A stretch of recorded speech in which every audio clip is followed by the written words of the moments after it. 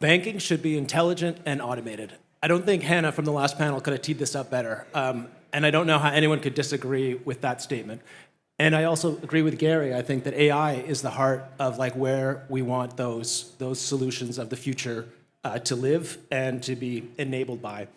But as much as I think AI is as transformative as mobile and the internet was before to our industry, we got to be honest. There's also a tsunami of hype and, frankly, BS around AI that we're probably all fatigued about hearing about too. So, I've got this esteemed panel here today who's going to help us cut through some of that buzz and that hype, and hopefully get you guys some straight facts that you can use. So, I just want to quickly introduce Rob, who previously led generative AI for IBM Canada, and has also been building AI applications for over a decade, and now is at head of innovation at Zafin. Thanks for having me, Tom. Janet, not only SVP and CIO at EQ, she's also been named one of Canada's top 100 most powerful women and a Women in Technology Canada Award winner. Good morning, everyone. My pleasure to be here today.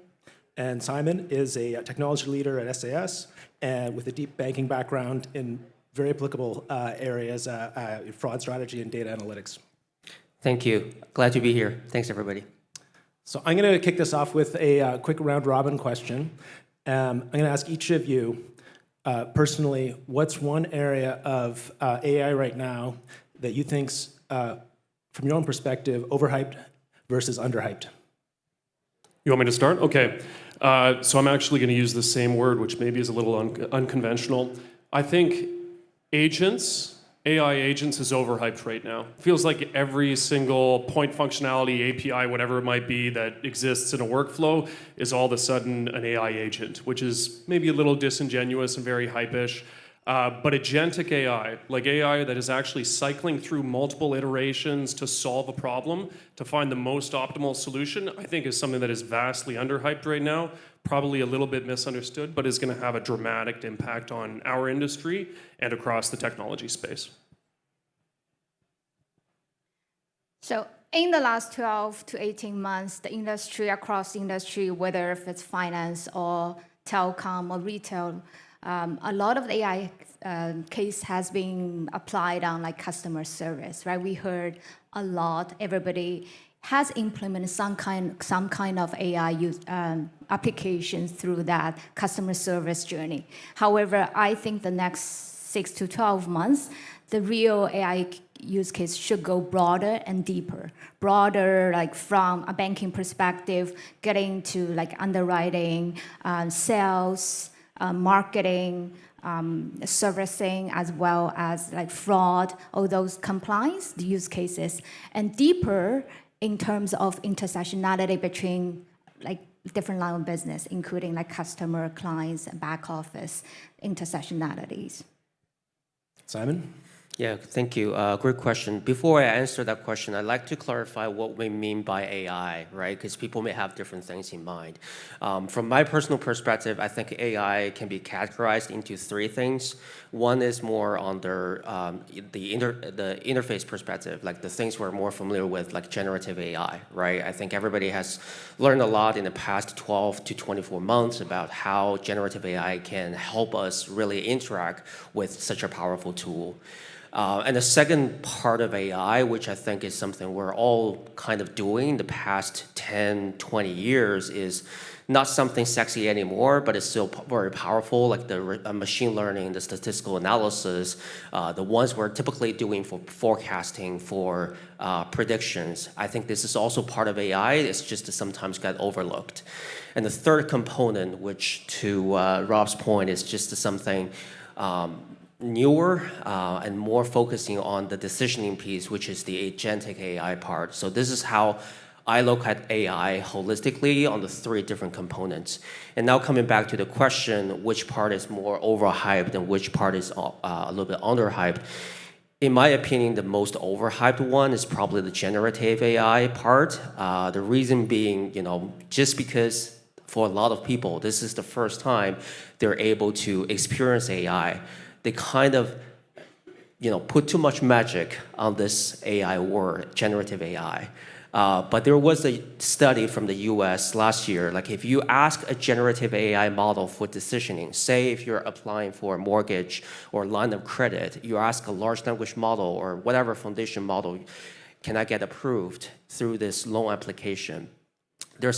Regardless of whichever foundation model you use, OpenAI, Meta, or Anthropic, regardless of how well you try to spend on the prompt engineering, hallucination is still a big problem. Unfortunately, the bias we already have in the society is already embedded in the training of those foundation models as well.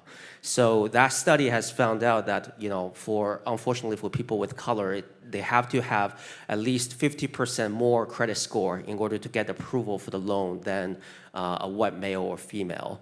And even, like I mentioned, you spend a lot of time bias is very, very, very important. I want to avoid. That doesn't solve the problem either.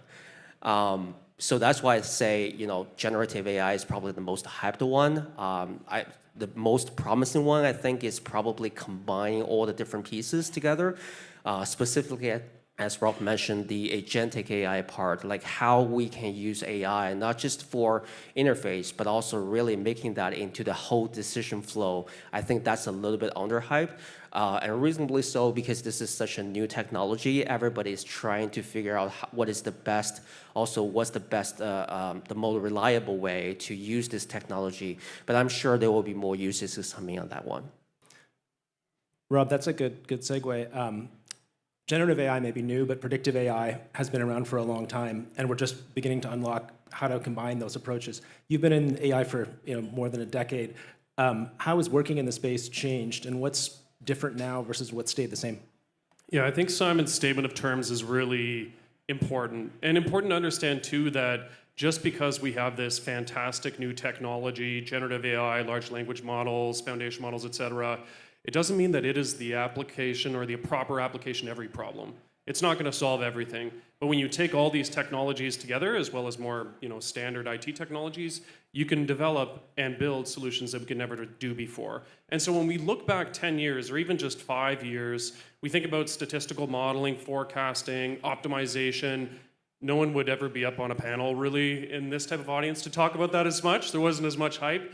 And it was the domain of the data scientist. It was the domain of the mathematician, the statistical modeler, whoever it might have been. The really interesting thing that I think has changed because of generative AI is a democratization. Who in this room, actually put up your hand if you haven't used a large language model. Hopefully no one puts up their hand, right? It's pretty staggering. We're not going to do everyone with their hand up because it would be just overwhelming. And so that's a really fantastic and remarkable factor for all of us to determine how it's going to change the way that we work and obviously change the way that we live. But to Simon's point, it also needs to be something that we trust and that is grounded and is going to be reliable for us. And for some use cases, there's not much of a risk profile. If you're asking it for recommendations on a recipe, there isn't that much of a risk profile. But obviously the things that we're here talking about today are much higher risk profile, and we need to ensure that they're safe enough to leverage. Janet, getting down to practicality, when it comes to actually implementing AI projects and programs, smaller institutions versus larger ones are going to be coming with different resources and different constraints.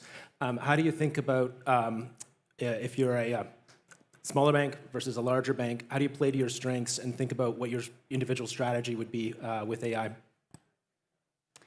So I would like to say, AI, at the end of the day, it's a tool, that it's a disruptive new tool that can just, in terms of generative AI, came to the market in the last 2 years.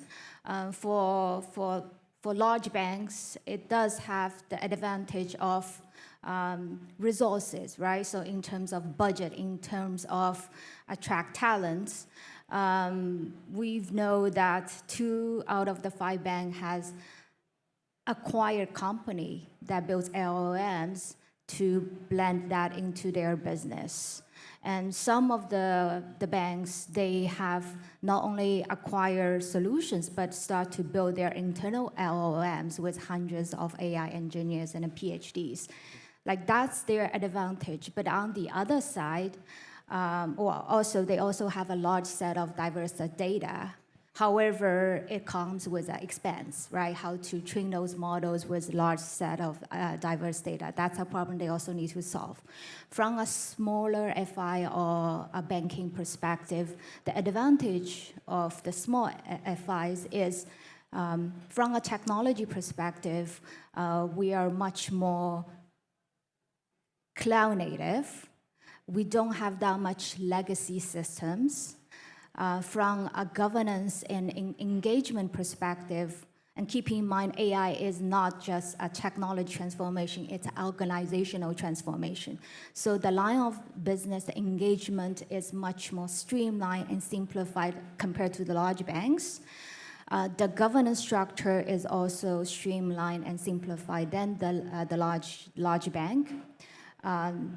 Like from a data perspective, a lot of our small FI's data are cloud native. That's much easier to be leveraged to train the MMM models and to be leveraged. So, and from a delivery perspective, the small FIs, we normally have the more agile delivery approach that drive the business outcome faster. So those are the pros and cons, and at the end, it's AI comes to for us to leverage. It is solving a business problem, and so we just need to understanding the pros and the cons, the efficiency and the constraints of the tool, and take our best use of it. Do you mind if I build on that just a tiny bit, Tom? Yeah. So I think those are all super well made points, and Janet, and as you mentioned, Tom, like I'm a recovering consultant after 10 years or 12 years in the AI consulting space, and I actually made the change to move to a SaaS company, to move to Zafin, because what I see in the future is a lot of these AI tools, a lot of these AI capabilities being embedded in the technology that you may choose to buy. And because AI is such, generative AI specifically, and how we put it together with agentic AI is such an accelerant for innovation, the ability of a smaller FI to buy a point solution that is best in breed, that carries along with it really strategic AI capabilities, is way more than over the last decade and certainly before. And so while the big FIs are going to continue to want to build their own technology and they're going to invest millions and millions and billions in that, the ability for any challenger organization to leverage emerging technology from SaaS companies is going to be a really interesting dynamic and accelerant for them. Yeah, and I think we've definitely seen those challenges of there are some, whether they're fintechs or SaaS vendors who are emerging who have the technology acumen but don't have the data. And then you have the other side of the coin, you have institutions that have the data but don't necessarily have the acumen or are encumbered by legacy to really make effective use of it. And we need to find ways for parties to collaborate. Talk about the foundation for a great partnership, right? Yeah, totally symbiotic. Now, leading into a question I want to ask you, Simon. I was on this stage last year, a very similar panel. We had some great bankers up here talking about how they've been running a ton of experiments in AI. They're really excited about the potential, but couldn't talk too much about anything that was in production yet. And I think this is also endemic of something that I've seen pretty widespread, that it's easy to spin up experiments or to create a corporate mandate that says we need to start playing with AI, but a lot of those things that we play with or start to build don't necessarily grow up to be robust, production-ready, useful tools. So, Simon, from the benefit of your perspective, what do you think it takes for a program or a project that you spin up in AI or an experiment to go the distance and make it all the way to production? It's a great question. I totally agree with Jenny's point. Like, when we talk about an AI project, it's not really a technology project, right? We have to look at that holistically as the organization. So probably think about people, process, and technology, right? If you just focus on the technology itself, usually there are a lot of things that will go sideways that you may not even expect, right? So having that kind of holistic view when you design the whole process, the whole project is something critical. And the second thing is focus more on, at the end of the day, we're a financial institution, right? We're a bank, we're an insurer. So what really drives the revenue for the business, right? to Jenny's point, the Gen AI or whatever AI project, AI is just a tool, right? Even as fancy as the name may sound like, the investors might be excited to hear that you're doing something innovative, but essentially that has to come back to the real value, right? To the first principle. What kind of value are you bringing to this organization? Don't just create a project just for the sake of, hey, I have a Gen AI model or I have a large language model. Then what? Or so what, right? So focus on the foundational stuff. I think that will be something very meaningful. And the other tip I can give is maybe start something small, right? For several reasons. One is usually those kind of AI, Gen AI, agentic AI kind of process are more engineering focused than statistical or mathematical focused. So if you're an engineer, regardless of the computer engineer or electric engineer or whatever, you see that starting something small with thorough testing that can really benefit you to realize and identify potential risks at an earlier stage, right? And the other thing why doing small testing is important is because we've all seen that how powerful this new technology can be. If you want to be a responsible organization, putting the guardrails is very important, right? Especially, with mostly the AI technologies is like a black box, and we have to deal with regulators. Really understanding the barriers, the guardrails is more important than just implementing the fancy technology itself. Anything you guys want to pile on to that? Janet, what's your bar for something that's going to get the green light to be deployed? Yeah, so I'd like to share, as a technologist being in like software engineering or like technology implementation for 20 years, the whole AI delivery methodology is so different from the traditional SDLC, like engineering, building.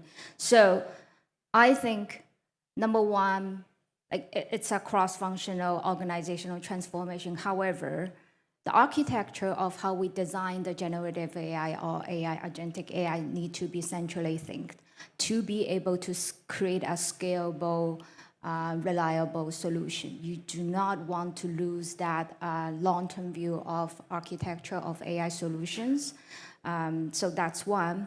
And also just like rethink about your SDLC, the traditional SDLC, and like putting the more AI flavor of how we address the specific concerns and inaccuracy that AI brings, to put additional controls and model validation, ongoing monitoring. Those are the things that you do not necessarily need to do for the traditional software engineering that plays into the new AI journey. So just to share those 2 points. Yeah, those are both great points. And I just add one more. Traditionally, and Simon, I'd be interested in whether you agree with this. What I've found is one of the biggest challenges with AI projects is adoption. You build a really fantastic application, it does some fantastic optimization or assistant or whatever it might be, and then people don't use it. And you think to yourself, wow, we just spent $1 million or X amount of money, and no one is actually leveraging the technology. And often that's because the users are a little bit of an afterthought, whether it's intentional or not. You're not embedding it in the workflow that's going to be intuitive for them. The user interface isn't perfect for them to navigate. Or as Simon mentions, like if a decision is a black box, I need to understand why. Like, why is it recommending this? If it doesn't, then I'm going to trust my own intuition. And so one of the really remarkable things about generative AI uniquely is our ability to build prototypes is accelerated from months to weeks or potentially days. Like everyone in the room has probably heard about vibe coding. If you're building an AI application for end users, there's no excuse to not be showing that to more than champion users, to lots of users, maybe outside of the customer service space. Your customers may not want to see your MVP necessarily. But showing that to the users, getting their feedback, ensuring that it's intuitive for them, even if the back end isn't actually functional or built, so that you know when you push it to production, it's actually going to be useful for the users. They're going to adopt it, and then as a result, you're going to be able to achieve the ROI that you associated with it. Yeah, I 100% agree, Rob. And you know, I work in the software company, right? So regardless of how fancy our R&D team develop our solution, it really depends on the customer whether they're gonna like the feature or not, whether they're gonna use it or not. So the adoption phase is definitely the most critical one, right? And to your point, that comes through several channels. You may have an advocate within the organization to really help you rolling out this project to the different users. And then another thing I was thinking is, with the powerful interactivity we have with Gen AI, it's much easier for a user to test without reading all the manuals and so on, right? So hopefully, if you're rolling out this project to a small group of people, that can make it things faster, because it's easier to interact with the software and the solution, right? But definitely, getting more from a user perspective, seeking for the feedback, so you can have a higher ROI eventually. I think that's all very, very insightful. And I think, too, it depends on, what's your benchmark? Are you expecting too much of the AI, or do you just need it to be better than what it's replacing? I have a friend who was a CEO at a major brokerage in the US, and they had an AI application they were going to launch, and it was actually the engineering team that was, I don't know, they weren't comfortable launching it yet because they knew that it wasn't perfect and it would make mistakes sometimes. And my friend said, guys, I have 7,000 customer service agents around the world. Do you have any idea how many escalations I deal with on a daily basis for all the screw-ups and mistakes that those 7,000 humans make? It just has to be a little bit better than that. And we're winning. Understanding that the failure modes will be different than what mistakes that humans make, but it's what are your expectations, and are you understanding the nature of it and how you manage that risk?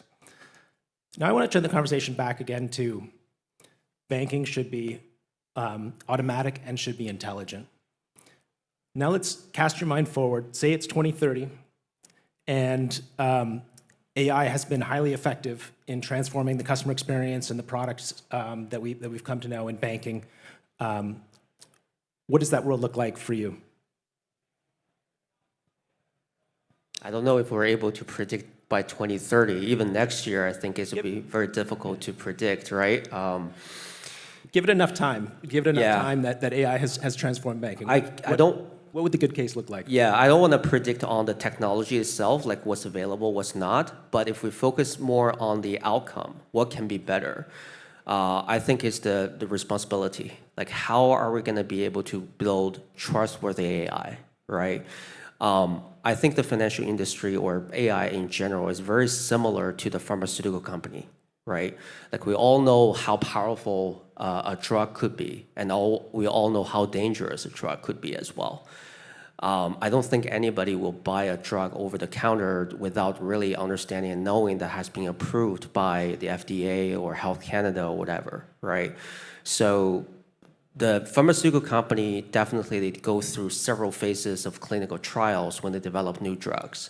I don't think we are that mature from a regulation perspective for AI in general.